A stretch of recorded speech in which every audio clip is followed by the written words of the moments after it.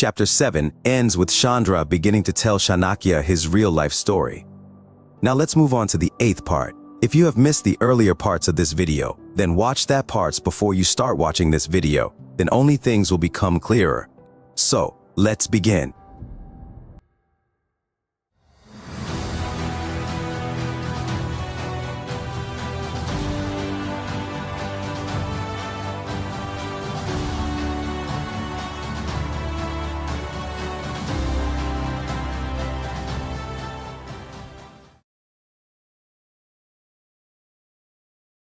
Chandra telling that he is the youngest son of Elder Queen, who is the wife of Siddhartha Siddhi Maurya, the king of Magadha.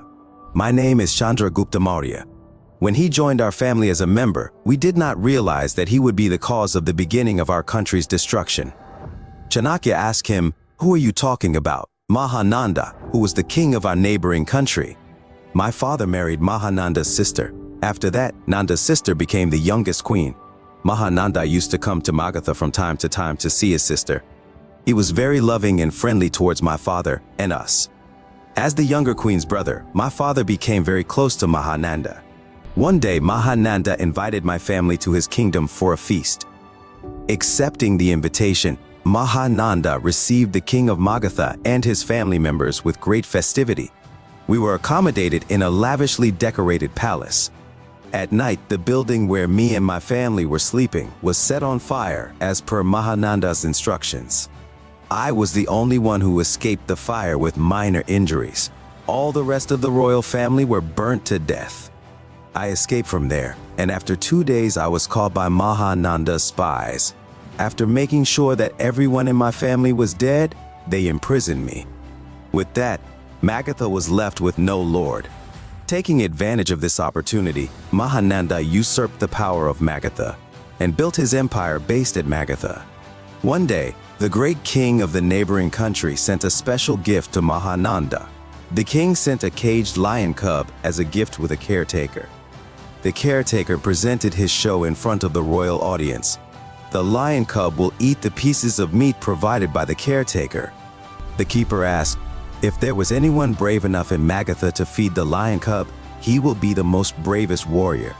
Mahananda felt that the king of the neighboring country was challenging Magadha through the caretaker. The brave and intelligent were invited to the audience in the royal palace. In the presence of the king, they each impaled the meat on a stick and placed it near the lion. But the lion neither ate nor moved, but when the caretaker put pieces of meat on a stick, the lion ate them. Mahananda felt that there was some secret hidden behind the lion's actions. The king also announced that those who catch the secret will be given a huge reward. But despite many tricks, the lion could not be moved. This was a great loss of pride for Nanda Maharaj. The king issued a proclamation to inquire if there was anyone in the country who could find an answer to this problem. According to this, a soldier in the prison appeared before the Mahananda. He said, "O Lord, there is a very intelligent boy is in the prison cell. Maybe this boy can solve this problem." By hearing this, Mahananda ordered to brought the boy to test. Accordingly, the boy was brought before the royal audience. The boy watched very carefully that the lion would eat when the caretaker gave it meat, and that the lion would not eat when other people gave it to him. After he keen observed, he understood one thing. The caretaker is holding an iron rod. There is some magnetic stones placed on some parts of lion cub's body. The lion moves, according to the movement of the caretaker's rod, by some mechanical tricks made on the attraction between stone and iron. On closer inspection, the boy realized that it was not a real lion, but a wax statue made of wax. The boy said to Mahananda, "O great king, I have discovered this lion's secret. Your pride is protected, but instead, I want to be released from prison." Mahananda replied that, "If you explain the lion's trick, I will release you from prison instantly." King Mahananda declared. The boy asked to bring a big iron rod. The soldiers arrived with a large iron rod fixed at one end to a wooden log. The boy placed the highly heated iron rod on the lion's body. The royal audience saw the developments. That happened later with surprise and amazement. The lion began to melt a little. Drops of wax started falling from the lion cub's body. In no time, the lion completely melted and melted away into a lump of wax. At the end, some mechanical iron sticks that fall down from its body. Everyone admired the boy's intelligence. King Nanda had to keep his earlier promise. So that boy, who was released from prison, is me. I am Chandragupta Maurya. Chandra told Chanakya. How was your life afterwards? How did you get to these nomads? Did not the evil Nanda hunt you? Chanakya asked Chandragupta. I don't know whether it was because I didn't think I was going to be a trap, or because I saw that harassing me again was pointless, or because of some other reason. No one hunted me after that. Freed from Nandan's prison, I arrived in front of a group of folks.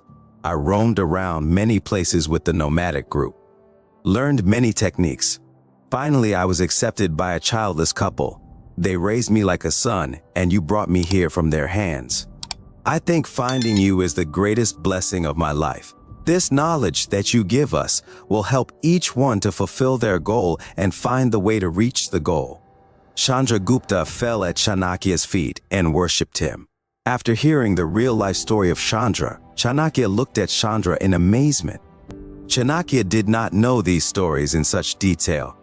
It was known that the king of Magadha, Siddhartha Siddhi, and his family died in an accident while hunting in the forest, and Nanda, the younger queen's brother, took over as the new king. No one knew that Nanda became the king of Magadha by cheating and killing the Mauryas. Chanakya said, I have a promise. Chandragupta said, Nanda and his family should be completely destroyed, who made my family all victims of fire. Then, I want to reclaim my right to the kingdom in Magadha. That is my goal. Vengeance towards Nanda is burning in my every breath. Will you help me, teacher? Chandragupta Maurya asked Chanakya. Chanakya did not show his inner happiness.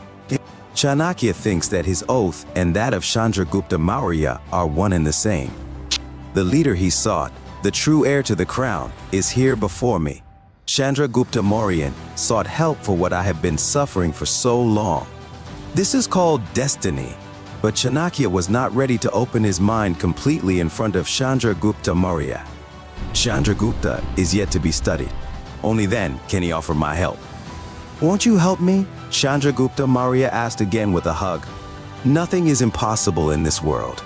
It just requires patience, hard work, and consistency. We should have a goal in front of us and strive to achieve it patiently with unity and determination. The goal is not far. Chanakya got up from there, advising Chandragupta that anything can be achieved if there is constant effort and a sense of purpose. Chanakya's confidence increased. In the Gurukula, there was facility to teach all kinds of vidyas. They had two people leading them, Chandragupta Maurya and Prabhat. Both were born into royal family, but they did not know each other. Chanakya kept secrets from everyone. He warned both of them that you must not tell anyone that you are real princes. Convince them that it was essential to their safety. The egret sits motionless and alone for targeting fish on the bank of the waterbed, carving and pulling only the fish that come in front of it. Although the lake is full of fishes, it does not run here and there, but stays patiently in one place and catches only the fish that come near it with its beak. It's a sight we've encountered all too often. The egret, staring at the fish on the waterbed, is not thinking about anything else. Egret teaches us to wait patiently and single-mindedly for the goal. The context is Chanakya, imparting knowledge to his disciples. Chanakya told them what to do to be successful, what to do to reach the target, etc. Chanakya teaches that every creature in nature determines its goal in every situation and must work very carefully to achieve the goal. I have told you how to aim like the egret, so that man can learn lessons from all living things. Now let's talk about the lion. The lion pounces on its prey with all its might and tries relentlessly to conquer the prey. What we can learn from this is that we should strive with all our abilities without rest to achieve our goal. Chanakya makes a comparison between human effort and animal effort. You will understand how the egret and the lion determine their target position and achieve their goal. Examples from nature will be given to you in subsequent studies. Now is the time for you to get in on the fun. Along with education, entertainment, and exercise are necessary. It is only when all these are combined that you can reach your destination. So now you all go and play.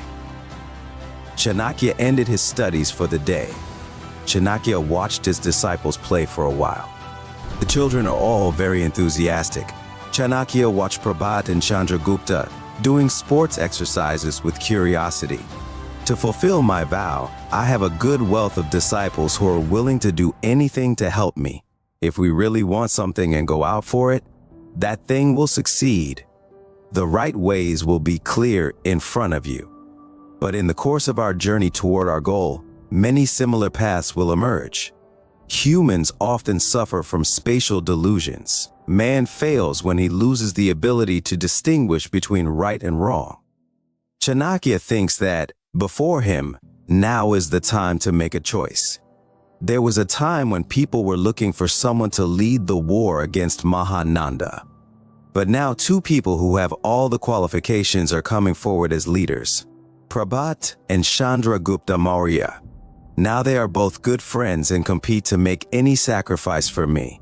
However, when the question of who is in power comes up, there will be competition between the two in the future. It will hinder not only his goal, but also the building of a strong nation after achieving the goal. What is the way to avoid this?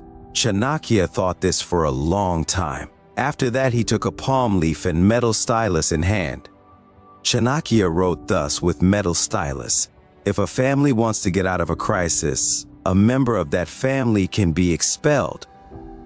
A house can be banished to solve a village's problem. A village can be completely avoided in order to save a city. Even if you can do this, you will have to give up a world for safety. I can take any means to reach my goal. It is dangerous to have two leaders at the same time in order to fulfill my objective and then to build a strong nation. It should be led by a leader. If there are two people, they will end up fighting each other. There are two leaders here, Prabhat and Chandragupta Maurya. One of them should be avoided. There is no doubt about it. But there is only one question to be answered. Who, when, and how?